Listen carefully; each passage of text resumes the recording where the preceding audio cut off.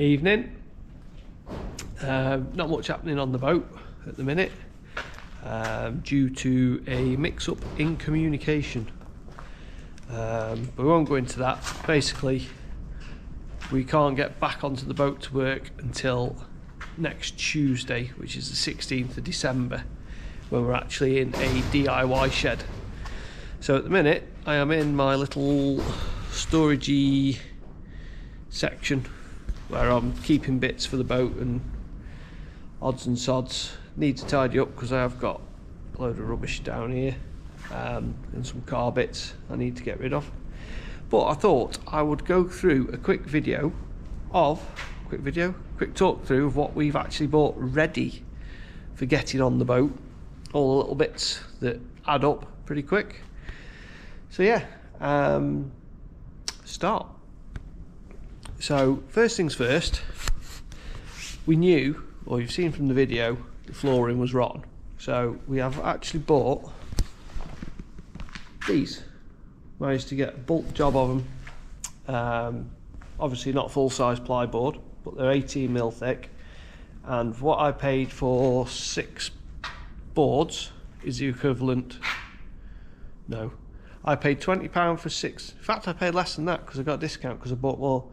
Basically, 6 boards is 1 sheet of 8x4 ply, and they were selling them at 6 sheets, 6 of these boards for 20 quid. So that saved a lot. They're not fancy quality or anything. They're just like packing boards. But what we've been doing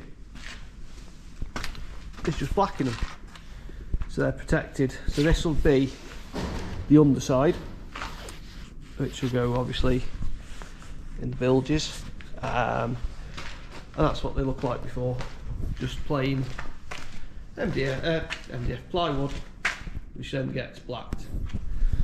So yeah, that was first things first. So next thing we bought is a battery charger.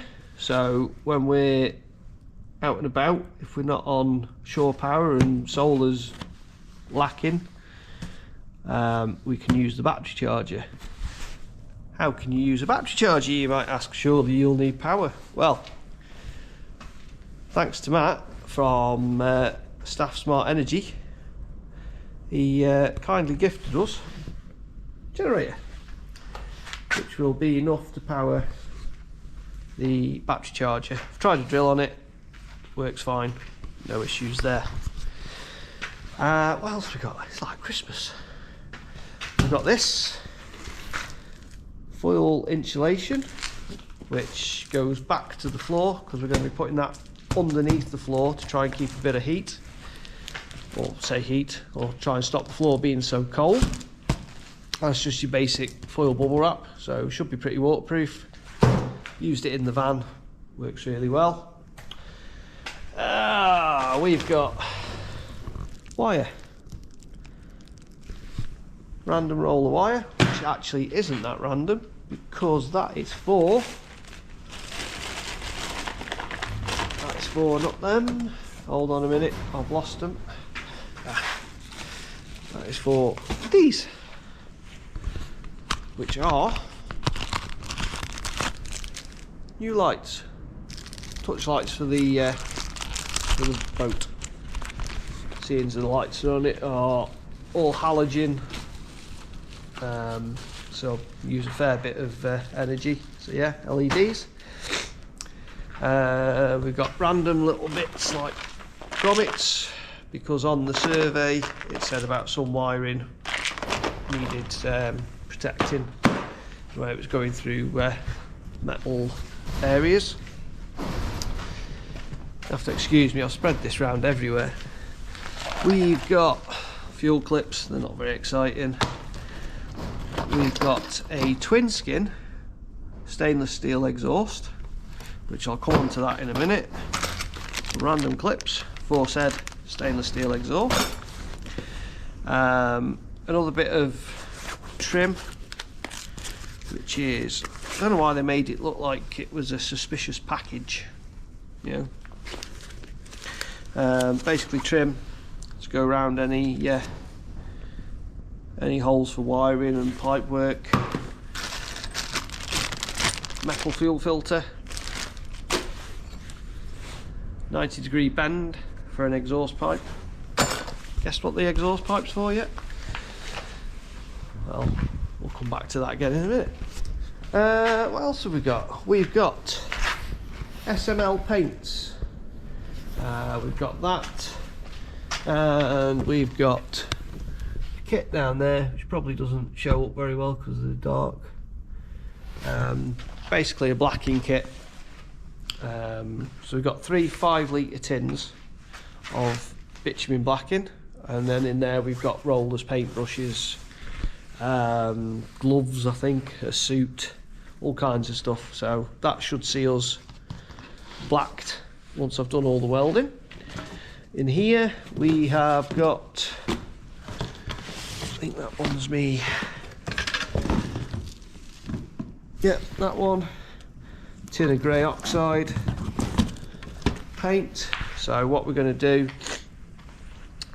we're going to rust treat all the bilges, and then we'll paint it with that grey oxide to help protect it once we've cleaned it all off.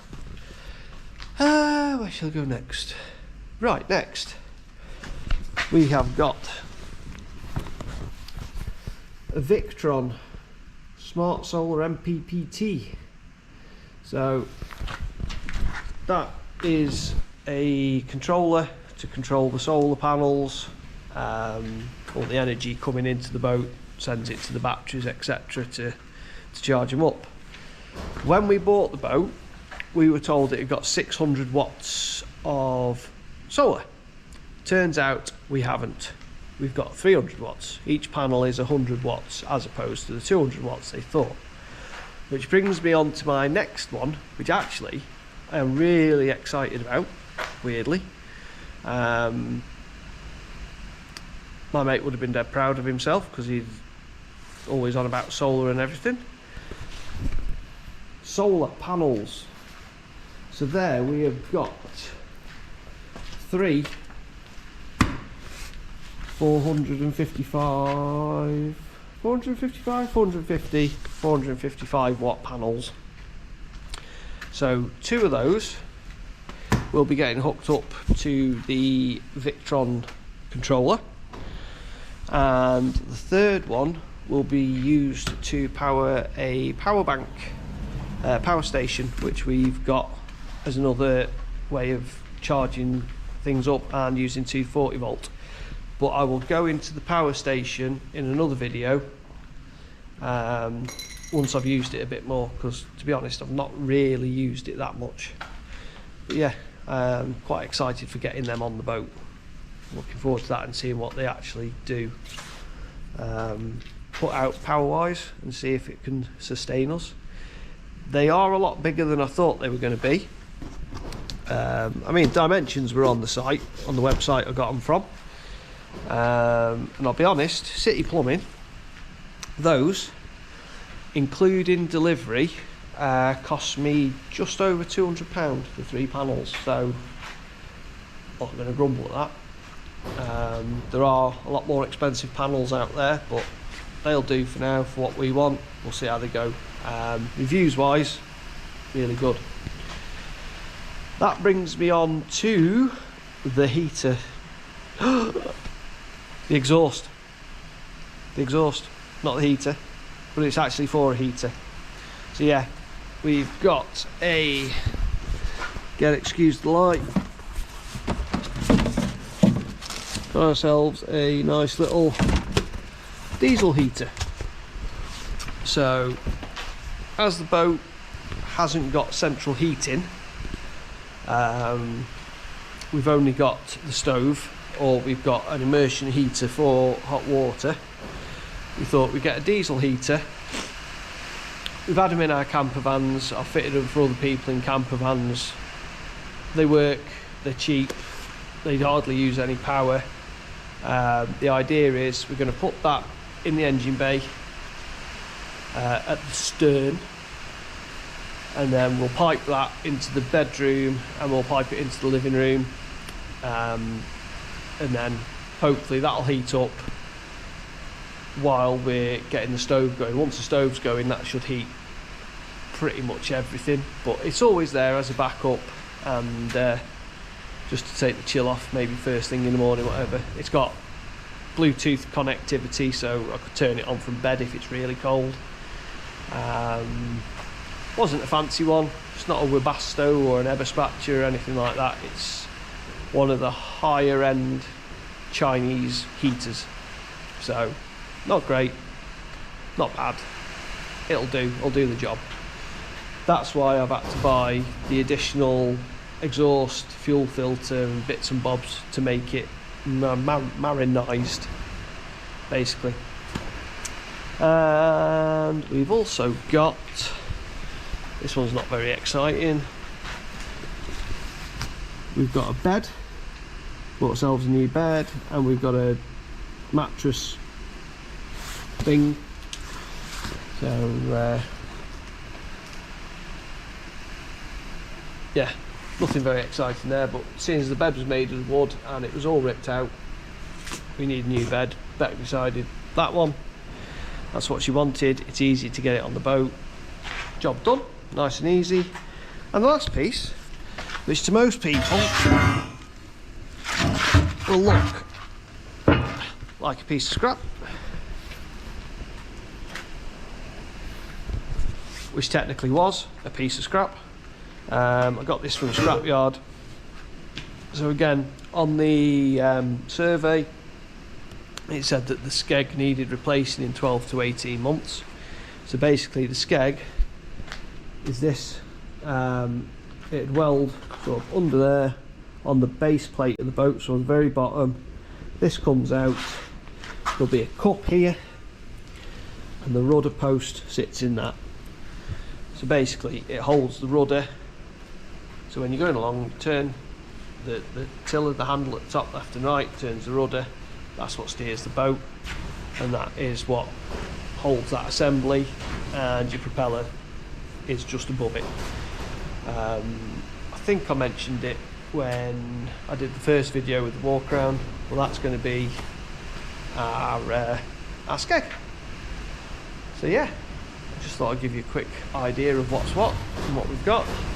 So now the rain's coming down, the winds are blowing.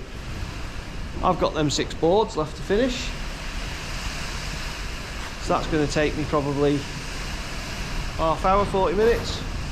So I best crack on with them because I am ready for my tea.